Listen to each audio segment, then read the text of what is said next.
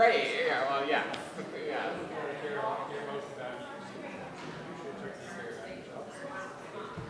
But then also a healthy community.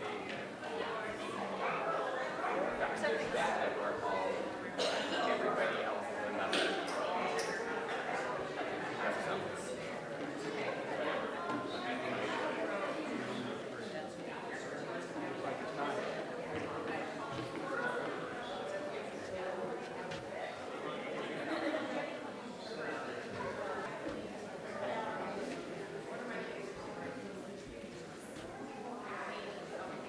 Thanks for catching that for me.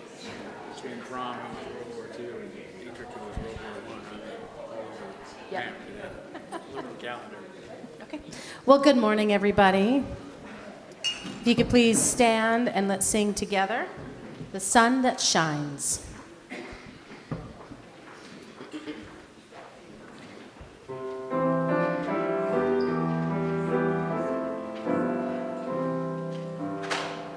The sun that shines across the sea, the wind that whispers in the tree, the lark that carols in the sky, the fleecy clouds are sailing by. Oh, I'm as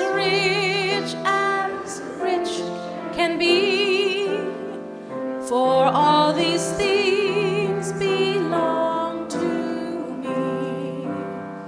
The raindrops which refresh the earth, the springtime mantle of rebirth, the summer days when all things grow, the autumn mist and winter snow. Oh, I'm as rich can be, for all these things belong to me. The task well done, the fun of play, the wise who guide me on my way, the calm of sleep when each day ends, the joy of family and friends. Oh, I'm as rich can be, for all these things belong to me.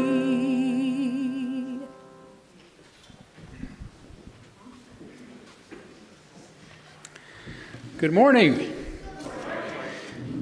Morning. I love it when you say that.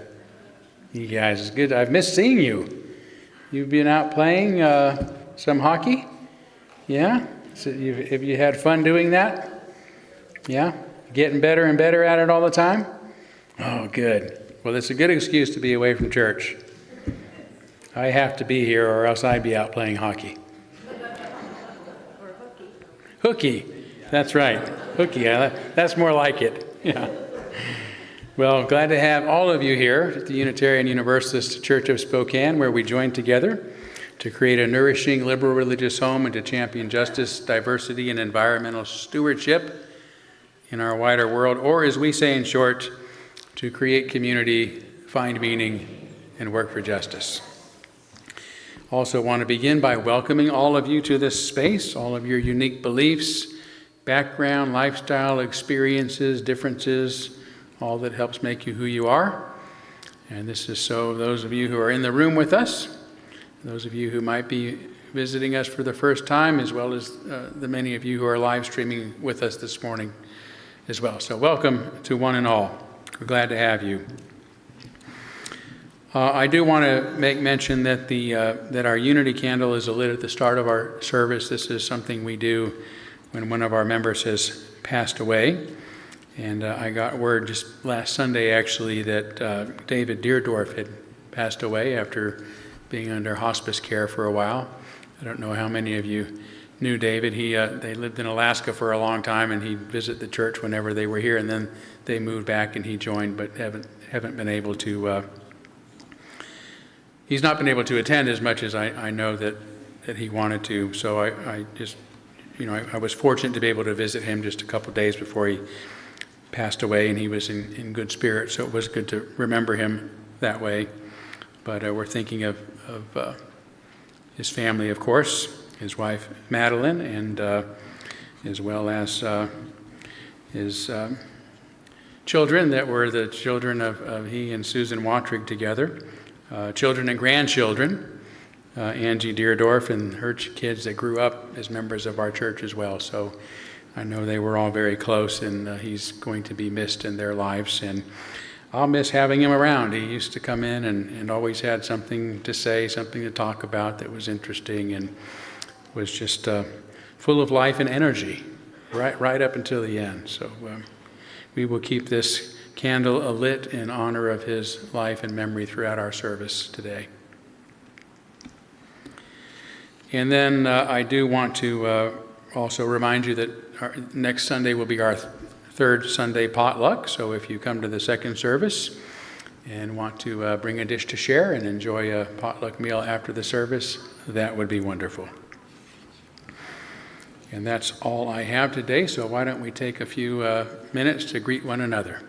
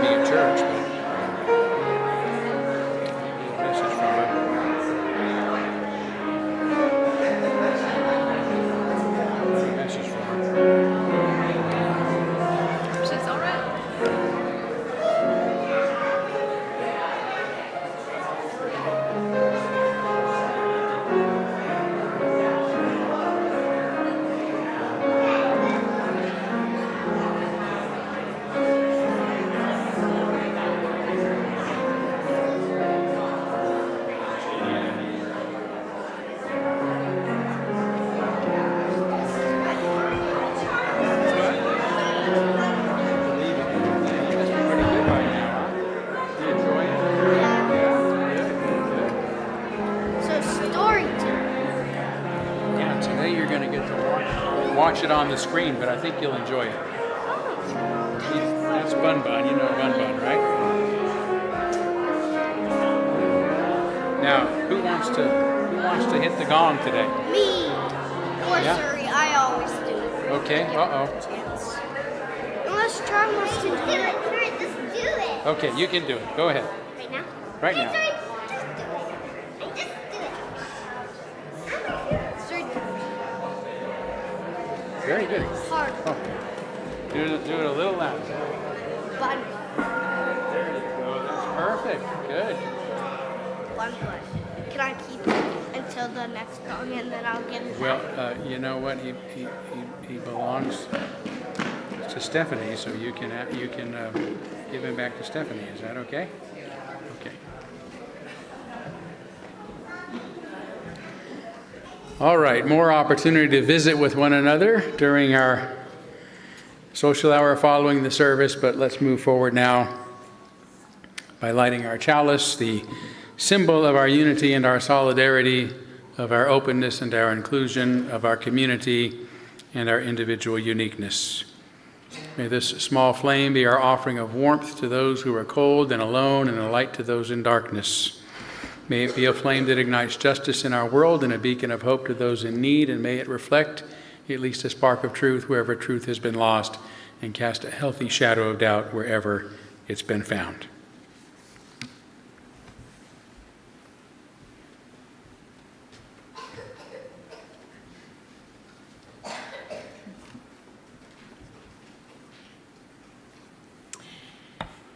Our opening words are the seasonal reflection from the New Yorker magazine of 1952. From this high midtown hall, undecked with boughs, unfortified with mistletoe, we send forth our tinseled greetings as of old, to friends, to readers, to strangers of many conditions and many places. Merry Christmas to uncertified accountants, to tellers who have made a mistaken addition, to girls who have made a mistake in judgment, to grounded airline passengers, and to all those who can't eat clams. We greet with particular warmth people who wake and smell smoke. To captains of riverboats on snowy mornings, we send an answering toot at this holiday time. Merry Christmas to intellectuals and other despised minorities.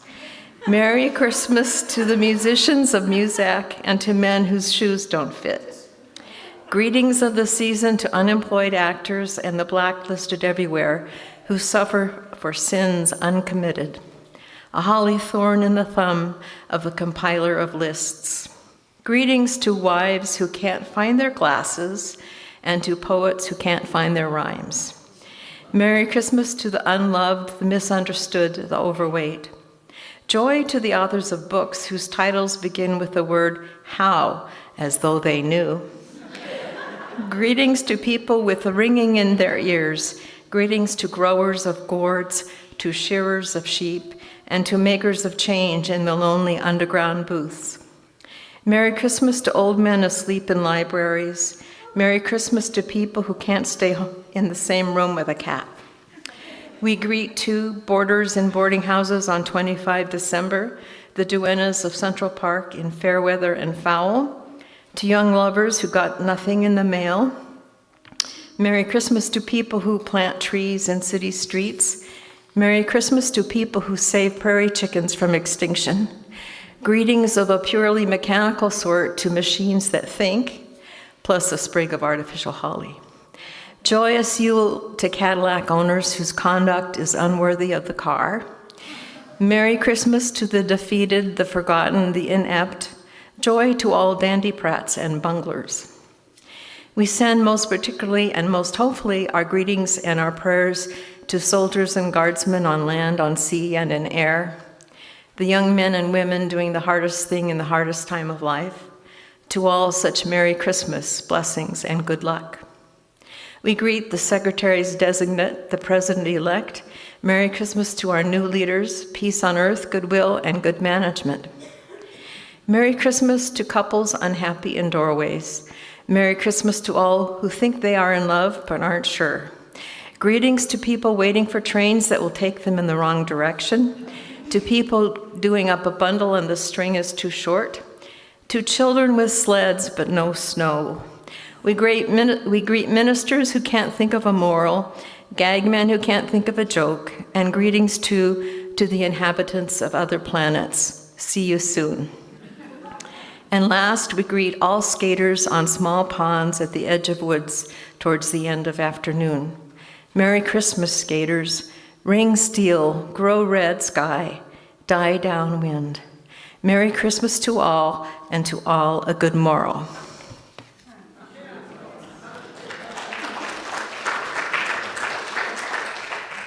All right, please stand again and let's sing There Is More Love Somewhere.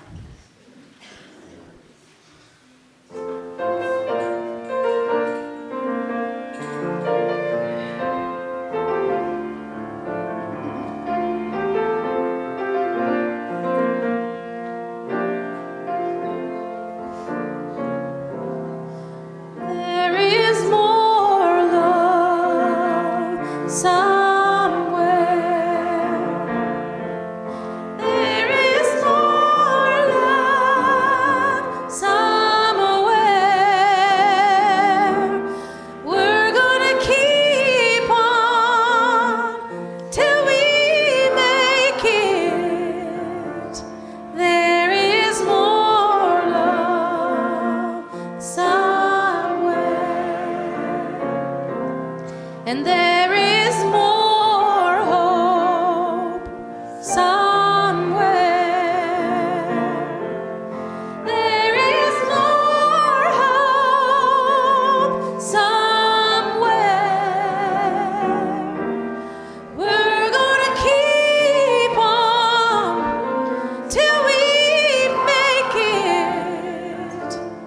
There is more hope somewhere.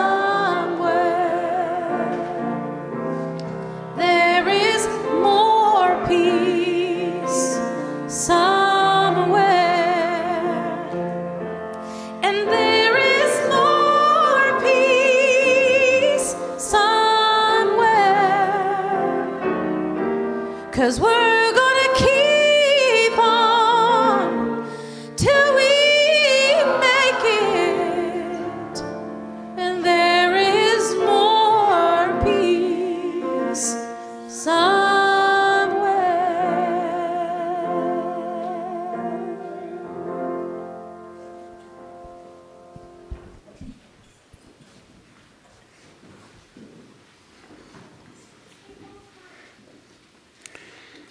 We're now going to kindle our candles of care for those who are on our hearts and minds this morning, and begin with the candle for those around the world who have suffered from gun violence this weekend, as well as those we have been on behalf of the people of Ukraine and Russia and that region of the world, people of Israel and Palestine, people of Darfur and South Sudan, and others who are suffering from war and violence and injustice in their homes, and of course on behalf of the immigrants in our own country, as well as whether they're here legally or not, who are suffering a lot of fear and anxiety these days. So let's take a moment of silence on behalf of others that you might be thinking of, and as always, you're welcome to name them aloud at this time if you'd like.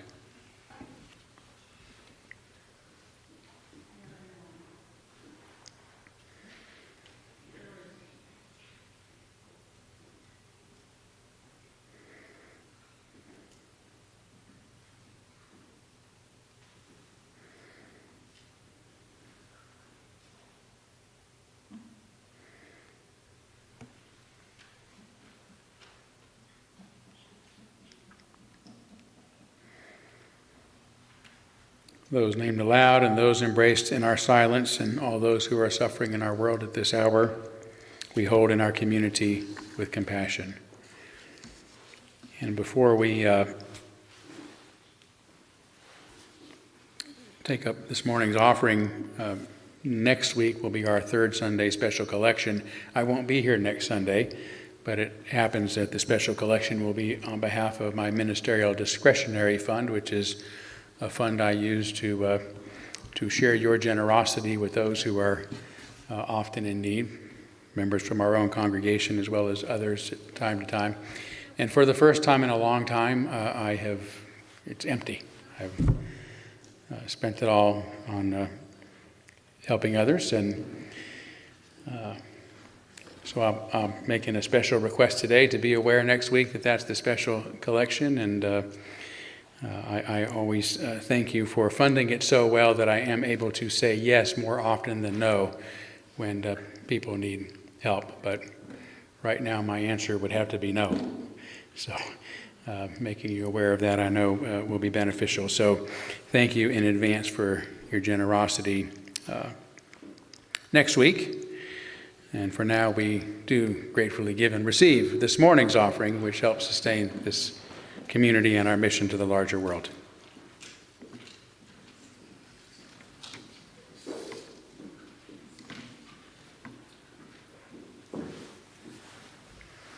I'm going to be doing another arrangement from my holiday album, and so, yeah, that's what I'm doing.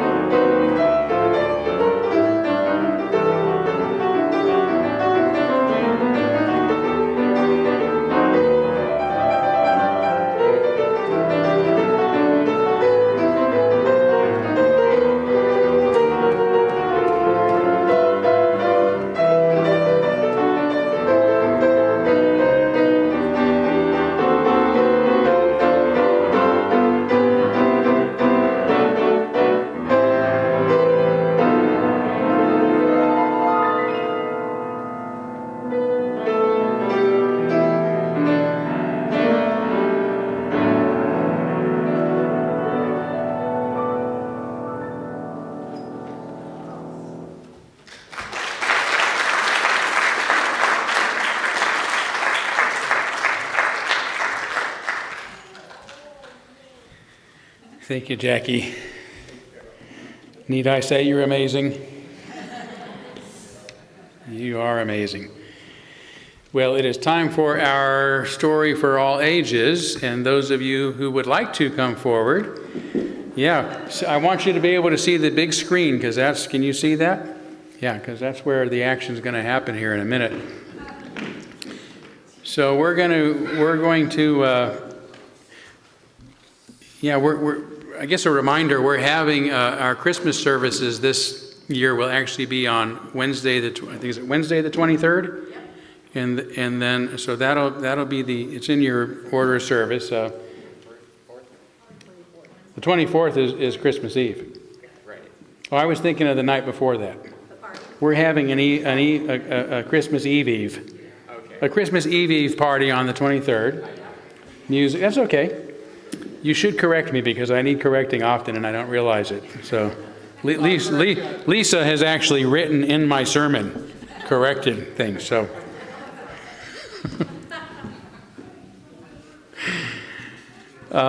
Anyway, where was I? So we're having our holiday stuff on the 23rd, and then the 24th will be our Cosmic Advent here at the church as well. So I'm not going to actually have a Christmas service on a Sunday this year because Christmas kind of falls in the middle of the week.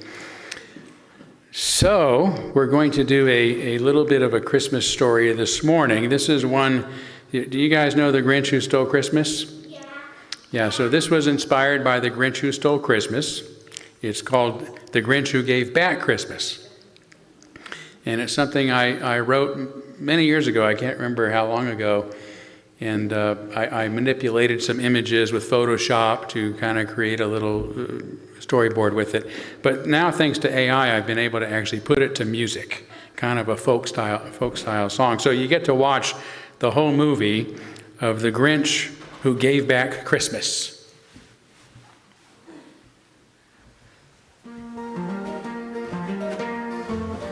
You've heard of the Who down in Whoville, no doubt, and of the Grinch who stole Christmas, you know all about how he dressed up like Santa to steal everything, 'cause he hated to hear the Who feast and to sing.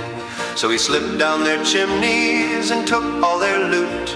Then quick as a snake he went up the same route. He took trees, toys and grub, leaving hardly a crumb. Too small for a mouse, that rotten old bum. He thought the day ruined by his deceit and his lies. But come Christmas morning it was the Grinch's surprise to hear the Who singing without a boo-hoo, not even the littlest Cindy Lou.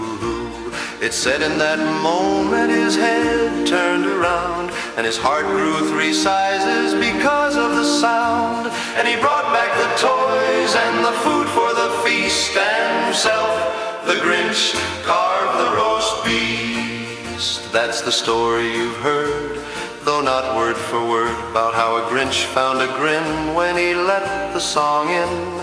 But what happened next has never been told, about an army of Grinches who wanted Who gold. They marched on the city and called it their own. They took the Who stockings and took the Who homes. Then they put up a fence to keep the Who out, and passed lots of rules that made the Who pout. The Who couldn't figure what they done wrong, except for just being Who and singing Who songs. So the Grinches explained, it's because Who are you, and you are not us, and with those who aren't, there's not much to discuss. That's when Grandmother Who had a brilliant idea. Let's sing our Who songs for the Grinches to hear. Then they'll know who we are, and that they are like us. That Grinches and Who have much to discuss. But the Grinches had outlawed Who singing for good, and anything else for which the Who stood. No matter how young, no matter how old, the Who ways were banned and strictly controlled. Outside the wall, the Who went without mention, so they made lots of noise to get the Grinch's attention. Who are you? The Grinches replied, and you are not kept from their village, locked out of their homes. The Who without Whoville had no place to sack, so they climbed up the mountain and into the cave of the Grinch who stole Christmas and then gave it back. They told him their story as blue as was true. Then some of them boo-hooed, even little Cindy Lou. There's no need to worry, my sweet little tot.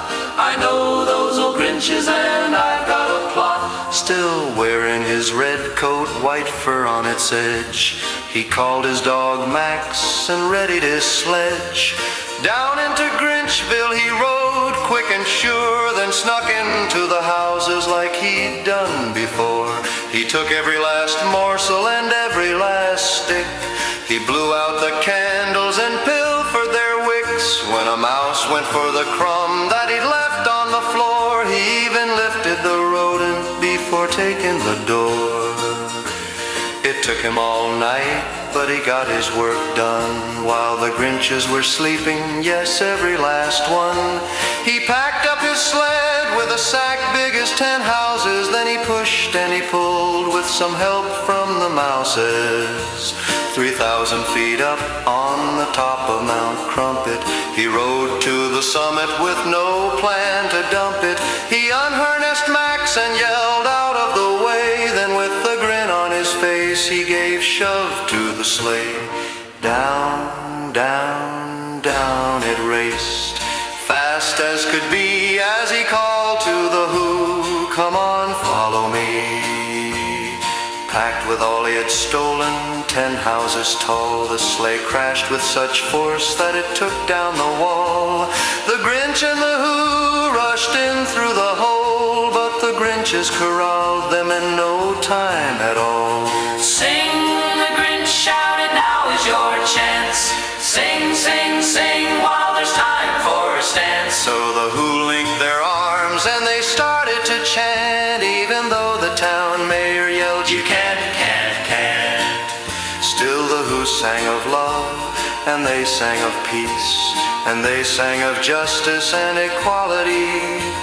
And some of the Grinches who heard the Who sing softened their hearts and said, let's let them be. Maybe their heads weren't screwed on just right, or maybe their shoes were a little too tight, or like the Grinch who stole Christmas and then gave it back, the Grinch who took Whoville had hard hearts to crack. But the moment the Who started to sing, the Grinch felt something new, just the tiniest thing. Then their hearts started growing and the Grinch found their grins. The bigger they got, the more they let the song in. So they returned what they'd taken, then gave 10 times more, and promised to never again make a war. Then the Grinches left Whoville just as it was found, though returned on occasion to hear the Who sound. As for the Grinch who stole Christmas and then gave it back, he moved into Whoville and gave up his pack, filling his days with their songs and their laughter, while all the Who down in Whoville lived happily thereafter.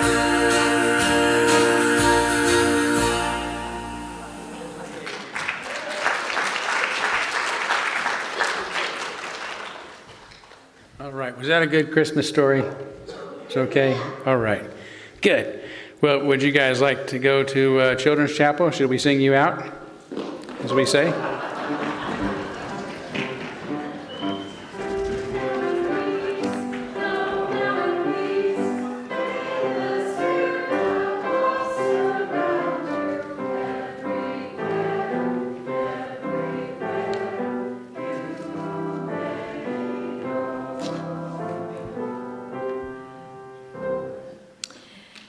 I invite you now to settle into our time of meditation in words and silence. This meditation is a poem by Pablo Neruda, translated from the Spanish. Find a comfortable, receptive posture. Close your eyes if you wish, and take some deep breaths. If each day falls inside each night, there exists a well where clarity is imprisoned. We need to sit on the rim of the well of darkness and fish for fallen light with patience.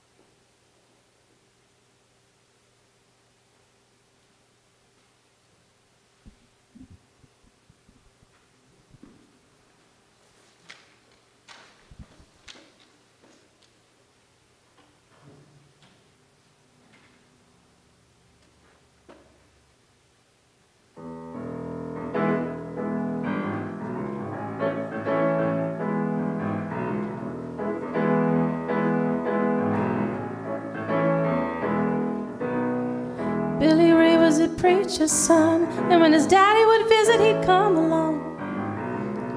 And when they'd gather around, start talking, and that's when Billy would take me walking. Through the backyard we'd go walking, then he'd look into my eyes. Lord knows, to my surprise, the only one who could ever reach me was the son of a preacher man. The only boy who could ever teach me was the son of a preacher man. Yes, he was, yes, he was.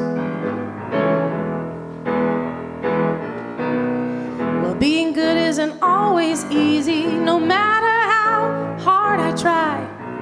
And when he started sweet talking me, he'd come and tell me everything is alright. He'd kiss and tell me everything is alright. Can I get away tonight? The only one who could ever reach me was the son of a preacher man. The only boy who could ever teach me was the son of a preacher man. Yes, he was, yes, he was.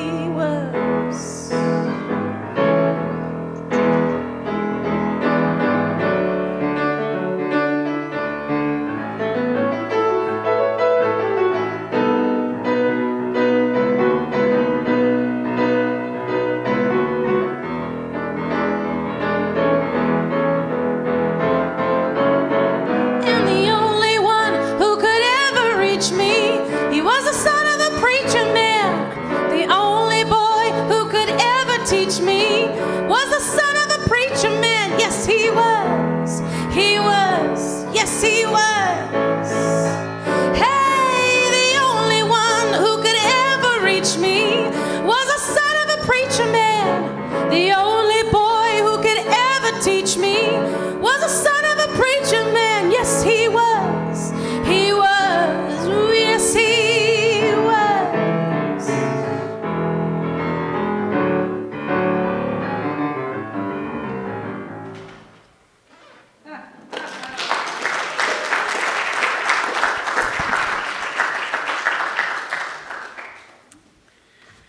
Thank you for that fine introit to my sermon today, Preaching to the Preacher. Morihei Ueshiba, who is the founder of Aikido, once said that life is growth. As soon as we stop growing technically and spiritually, we're as good as dead. And this principle is fundamental to how I live my life, and I think is also the secret to being a good preacher. And I say preacher, not a speaker, because I speak to the same audience almost every week, year after year, right? Which means that what I say needs to always be fresh, interesting, and relevant. If I were an occasional speaker, I could focus on a particular area of interest and expertise and give the same speech to different audiences, tweaking it a little here and there. But as a preacher, what I say would soon become boring and irrelevant if I only delivered what is essentially the same sermon each Sunday. Of course, there are many religions with preachers and ministers and faith leaders who do exactly that. In fact, exactly that is precisely what is expected of them. As a student of the Christian ministry, especially as a former Southern Baptist, we were taught to always speak from one source, the Bible, and from that tradition's very particular interpretation of it, always leading to a message that ended up talking about the greatness of God or the Lord Jesus. Over the years, I've often had some from other traditions ask, befuddled, well, if you don't speak from the Bible, what do you speak about? And it's an odd question when you consider the great and countless number of inspiring sources there are, the writings of all religions, along with poetry and philosophy and psychology and science and virtually anything from which I might gain insight that's worth passing along. When not limited to one set of scriptures or one ideology, life becomes vastly more interesting and worth talking about. So much so that I don't think I'll ever run out of things to talk about. Yet there is another perspective that I've often heard go around, including among Unitarian ministers, who have told me that they actually learn it in their homily classes at Unitarian theology schools, that every minister has only one or two sermons in them, and the secret is learning to say them in different ways. I just shake my head. If this were true for me, occupying my pulpit would be the least favorite part of my job rather than my most favorite. It's my favorite because for me, as Ueshiba said, life is growth, and I'm always striving to learn more and to grow as a person, which means in the process, I have many new insights to share. Although I return to various themes that hold my interest and some of which have become integral to my life and to my thinking, my sermons and subjects reflect where I am at this point in my life, and often where a lot of us are at. They are, in short, my personal reflections, an opportunity to organize my thoughts, and to think about important reminders and matters that are shaping my own growth and evolution. In this sense, I really am up here preaching to the preacher. As I said last week at the start of my sermon on technology, I'm going to enjoy it even if no one else does. So it's been beneficial to me, and I hope to others, to have an annual Preaching to the Preacher sermon as a further reminder of the key insights that have proven most important in my own continuing growth and sojourning. For those of you who might not be aware by now, social psychologist Erich Fromm has long companioned me on my continuing journey of growth, including during one of my earliest sermons in 2025, The Insane Society, the Pathology of Normalcy and the Necrophilious Orientation in Today's World, delivered on January 12th in the immediate aftermath of Donald Trump's re-election and inauguration. Like many of you, the greatest question on my mind was how so many of our fellow Americans could have voted for such a scoundrel, to put it mildly. Fromm spent most of his life working to better understand why societies so often choose authoritarianism over freedom, destruction over development, death over life? His answer, in short, is because most of us would rather belong than be free. We are terrified of being excluded from society and its benefits, which is why his very first book, Escape from Freedom, written in 1941 while Hitler was still in power, was originally entitled The Fear of Freedom. Essentially, it says that we are willing to give up our freedom in order to fit in. In this particular sermon, I focused on what Fromm referred to as the pathology of normalcy in his 1955 book, The Sane Society, in which he argues it is possible for an entire society to go nuts. It should be called the Insane Society. This book deals not with individual pathology, Fromm writes, but with the pathology of normalcy, including with the pathology of particularly, I should say, with the pathology of contemporary Western society. So he was recognizing this about us a long time ago. By the way, Fromm was the first psychologist to even insinuate that an entire society could be mentally ill. Anyway, that pretty much sums up my feelings about the U.S. after the election of Donald Trump. The fact that millions of people share the same vices does not make these vices virtues, Fromm says. The fact that they share so many errors does not make the errors to be truths. And the fact that millions of people share the same forms of mental pathology does not make these people sane. He also uses the term consensual validation to describe the thinking of those who believe their vices, ideas, and pathologies must be right just because lots of people share them. So these two terms, pathology of normalcy and consensual validation, have struck me this year as useful frames for understanding what's happening around the world, including here in the U.S. During the past year, I also read one of Fromm's final books for the first time, The Anatomy of Human Destructiveness, written in 1973, based on his very in-depth study of the authoritarian mindset. It was the basis of my June 29th sermon, How to Survive Rampant and Malignant Narcissism, Death, and Destruction. What a title, huh? In it, he continues to remind us that it is freedom, not submission, to the will and mind of an authority that, in his words, is the condition for the full growth of a person, for one's mental health and one's well-being. Freedom. It is essential for us to be free, to be healthy. Yet we have often chosen leaders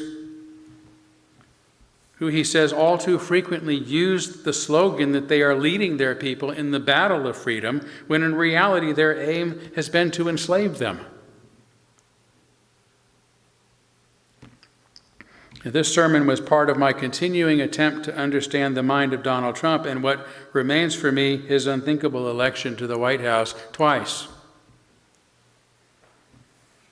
Although controversial, many psychologists have publicly labeled Trump a malignant narcissist,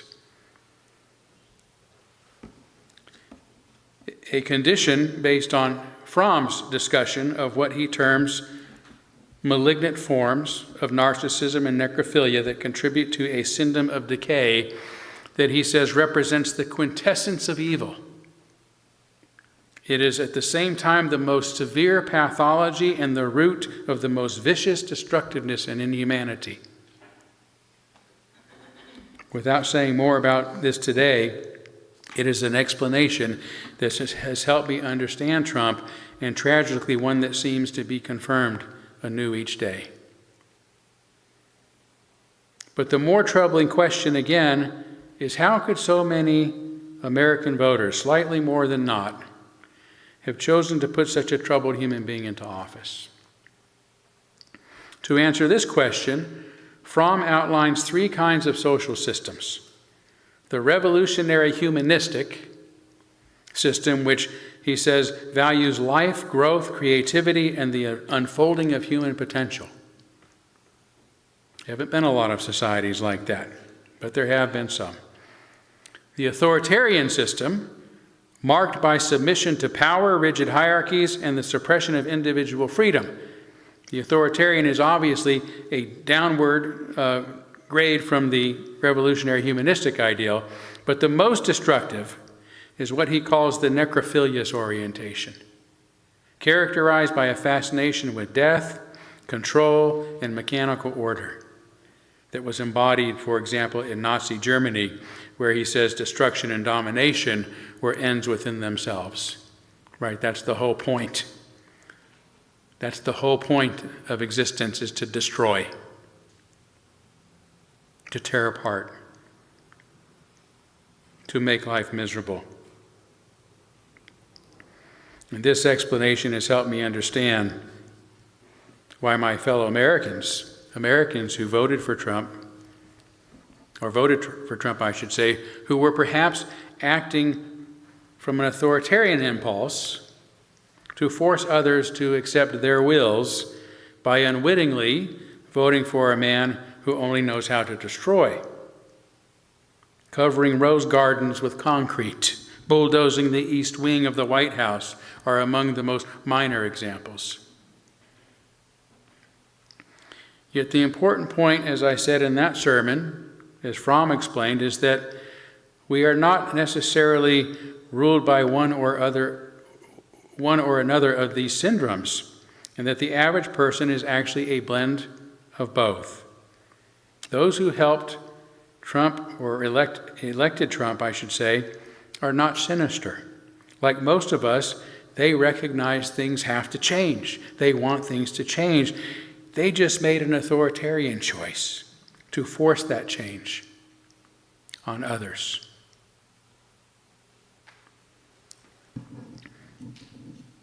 But as I said in my November 30th sermon just a short time ago, that sermon, "Who's to say we have to lose for someone else to win?"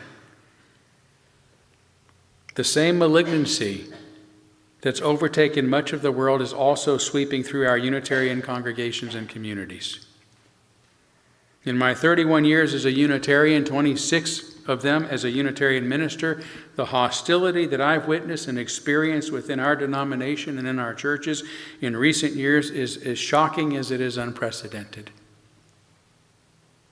This virulent epidemic of the mind and heart has seriously weakened our commitment to the very tolerance that once immunized us against it. And this helps me recognize that the line between many Trump voters and those who voted against him is a thin line. Those who didn't cannot hold animosity in their hearts against those who did, especially when too many on the left treat those they disagree with just as dreadfully, condemning, canceling, and forcing them to go along with the crowd or else. The majority of Americans, as well as most people in the world, need to shift toward that humanistic, revolutionary mindset if we want to make the world better, because that's the only way to get there.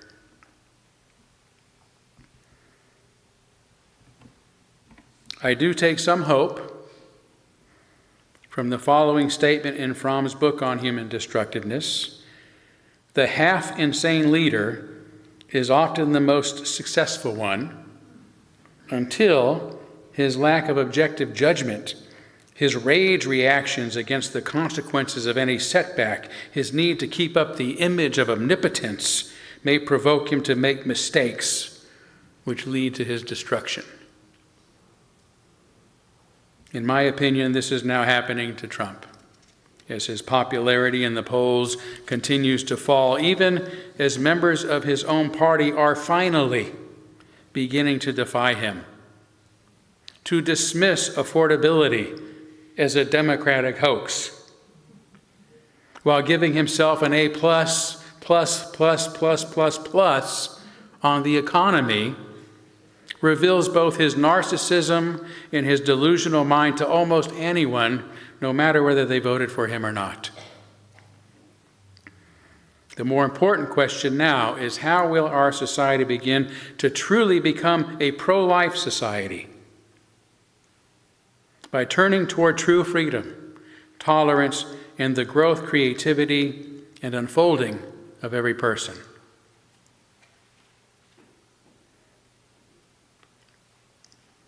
Another important voice in my sermons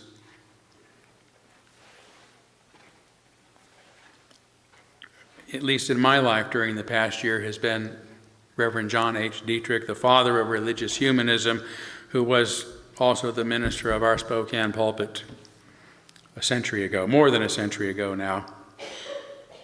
In my attempts to promote his relevance to our religion and to today's world by occasionally delivering one of his old sermons, he has become increasingly relevant to me. For example, I've long considered myself cosmopolitan in my thinking, meaning that I consider myself more of a citizen of the world and of humanity than I do an American.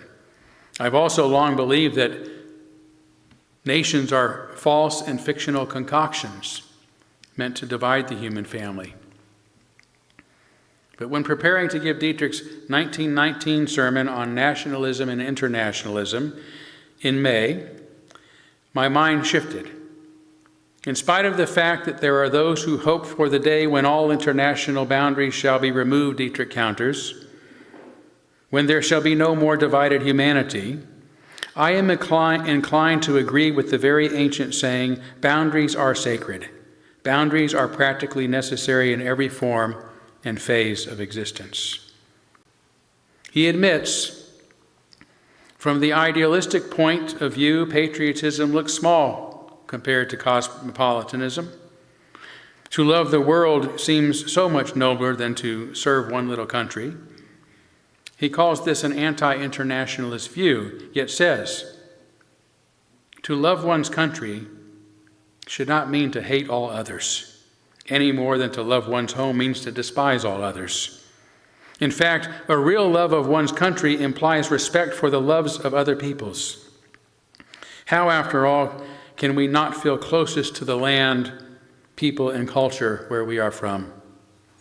Instead of rejecting such sentiments, Dietrich contrasts a low understanding of patriotism, defined by empire, power, glory, flag-waving, military pageants, and slogans like Deutschland über alles, Germany above all, Britannia rules the waves, and America first, with a higher notion of patriotism, defined, as he says, by love of country in terms of literature and art, social progress, and ethical idealism. To one such as this, he says, one's land is the realm of beauty and goodness. It is the place where happy, prosperous, and noble people live. Territory does not interest him, but justice does. Military power leaves him cold, but social improvement exalts him to the stars. If he thinks of empire, it is the empire of ideas, and if he dreams of power, it is the power of righteousness. This is the type of patriotism and love of country I believe in. The sermon shifted my thinking on the subject in a way that I articulated in that recent aforementioned sermon, Who's to Say We Have to Lose for Someone Else to Win? In fact, it inspired that sermon.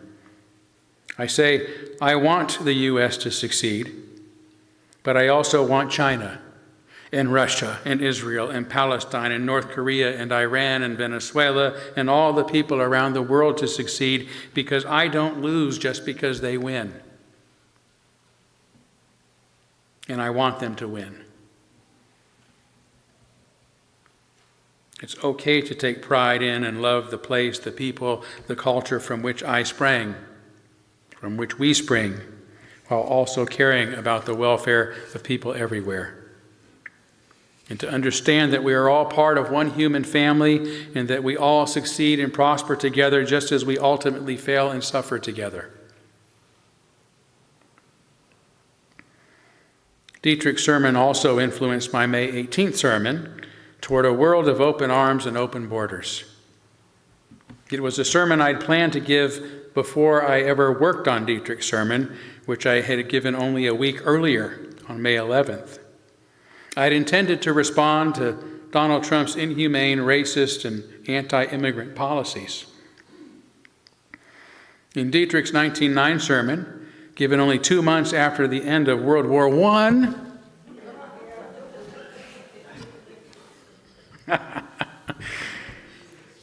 hey, Fromm and him were on two ends of the war, so I got a little confused this morning. World War I, rather than calling for the U.S. to tighten its borders, right, which is what you think would be the reaction, we just went through this hellish war. Rather than calling for the U.S. to tighten its borders, he spoke in anticipation of an international peace conference and of the possibility of it establishing, in his words, some kind of league or fraternity of nations which will assure us that fighting on a universal scale will never again blast the earth, making it possible that an Englishman will not be a foreigner in America any more than a Pennsylvanian is a foreigner in Minnesota. It was a beautiful hope that I further emphasized by summarizing the key points of his visionary sermon into a single paragraph, which is worth repeating here. There are many who tell us that until we have moved beyond this present resting place of the nation with its borders and boundaries and barriers, we cannot hope to construct the fabric of that ideal internationalism of which the prophets have dreamed. To love one's country should not mean to hate all others any more than to love one's home means to despise all others. We must learn that the interests of the whole are greater than the interest of any one part. This does not mean that we should not love the nation to which we belong. It means rather that where there is a clash between the interest of our nation and the world at large, we must recognize the supremacy of the interest of humanity to those of the nation.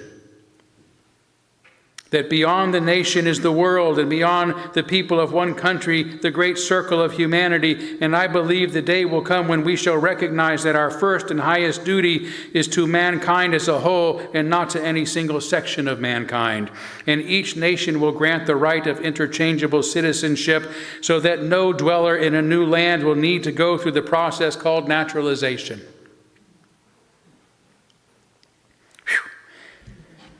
It's tragic that his vision for us more than a century ago is not the world nor the nation most of us live in today, which is why Dietrich remains as relevant to us now as he did then, and why I remain committed to reviving his voice and significance in today's world. So you can expect to hear more from John Dietrich in the year ahead. Dietrich was also an inspiration for a couple of fun sermons during the year. His brief 1922 essay, What to Read and Why, inspired me to talk about some of the most influential books that I've read. And you can find my book list along with that sermon on our church website, but for now, I concluded it with the following statement. Reading is about moving and growing, which are the very definitions of life. So read books. Read nonfiction books about things you never knew about, nor thought you'd ever want to know about. Written by people you don't know nor ever thought you'd want to know. Read books that agree with you, but also some authors that you disagree with. Reading things that you dislike or disagree with won't kill you. But not reading will.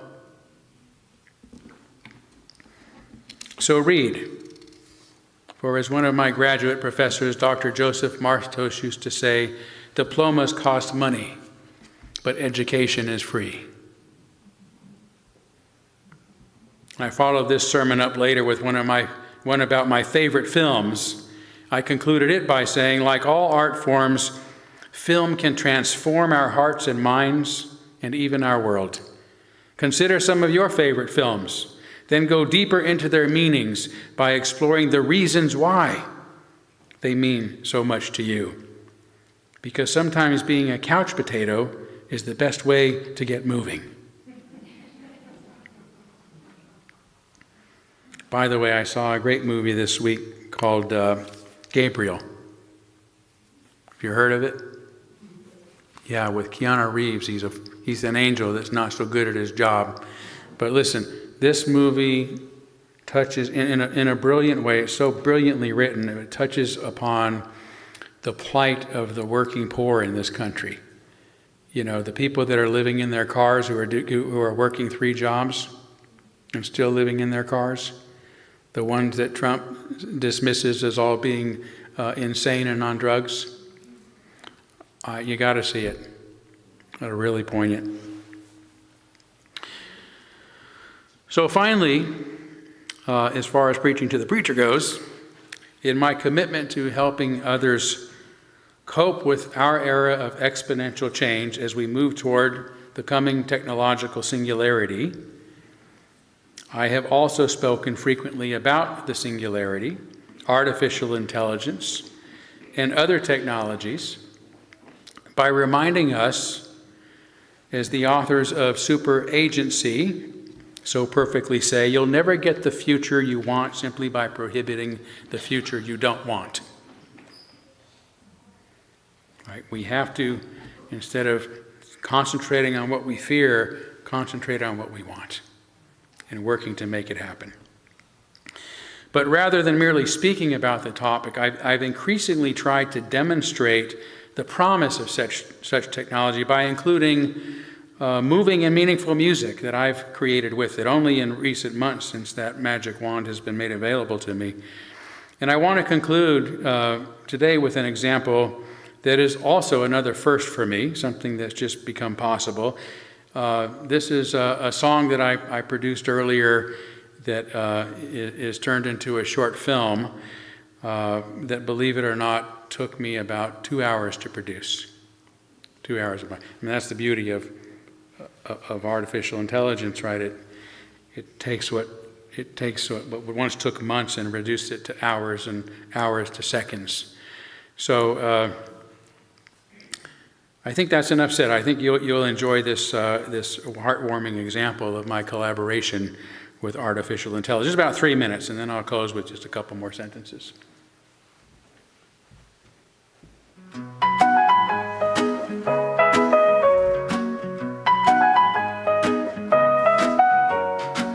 I took a rocket past the Milky Way.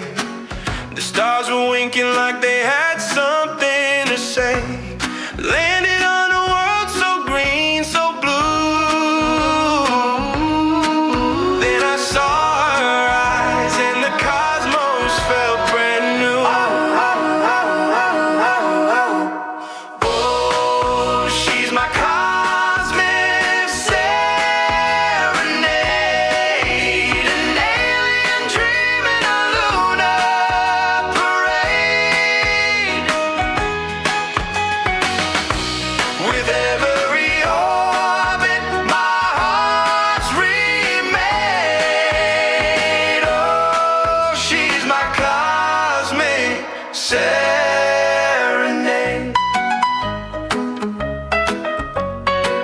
Her voice was music like Saturn's rings. She spoke in colors, oh, the joy it brings. I reached for her hand, she reached for mine. Time stood still in the galaxy divine. I thought love was just for her, but now I know what the stars are worth. Oh, she's my cosmic serenade,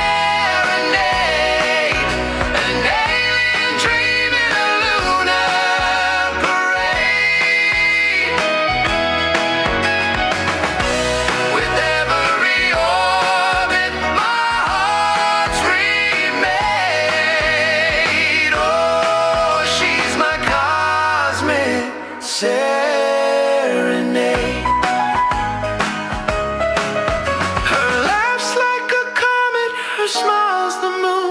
I'd stay on this planet till the end of June.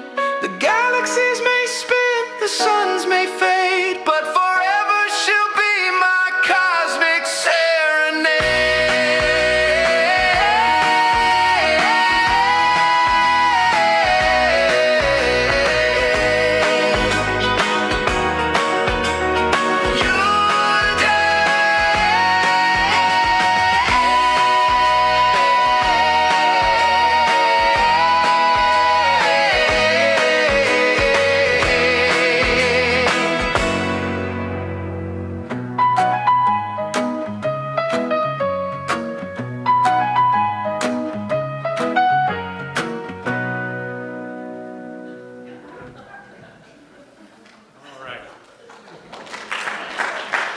Thank you.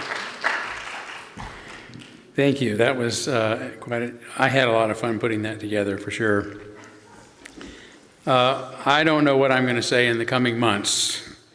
Some of it will be reflective, some responsive, some fun, some creative. But whatever I talk about, I'm confident I am not going to run out of things to say, because I'll keep searching. And I'll keep growing, and it will remain my greatest privilege to continue sharing that journey with you. Thank you.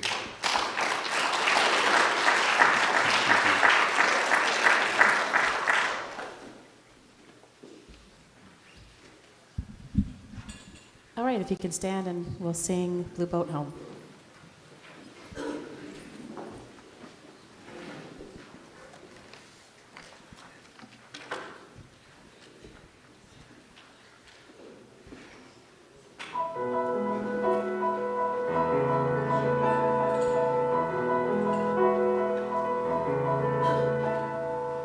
Though below me I feel no motion, standing on these mountains and plains, far away from the rolling ocean, still my dry-necked heart can say, I've been sailing all my life now, never harbor or port have I known. The wide universe is the ocean I travel, and the earth is my blue boat home.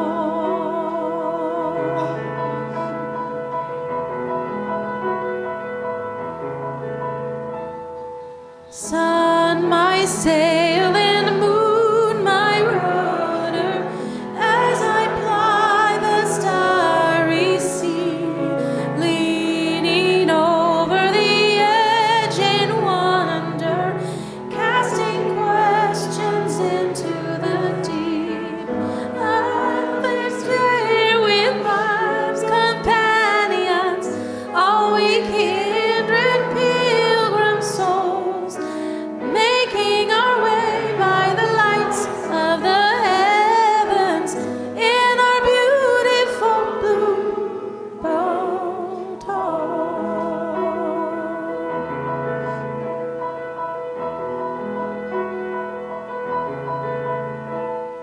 And I give thanks to the waves upholding me, hail the great winds urging me on, leaning over the edge in wonder, sing the sky my sailor's song.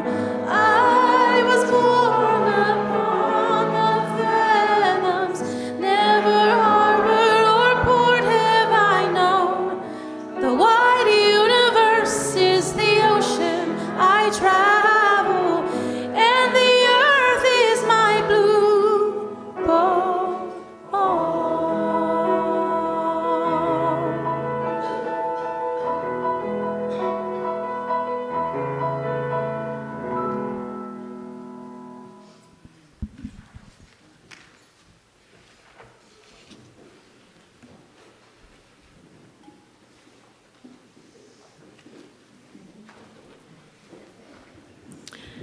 Our benediction is by Erica Hewitt. The hand in yours belongs to a person whose heart is sometimes tender, whose skin is sometimes thin, whose eyes sometimes fill with tears, whose laughter is a beautiful sound. The hand that you hold belongs to a person who is seeking wholeness and knows that you are doing the same. As you leave this sanctuary, may your hearts remain open, may your voices stay strong, and may your hands remain outstretched. Amen, blessed be, salam alaikum, and shalom.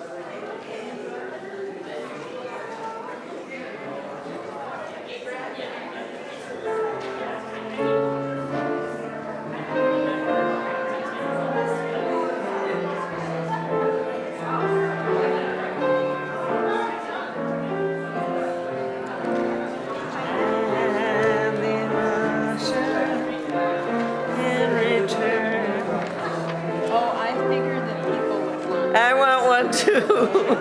So this is, it starts there.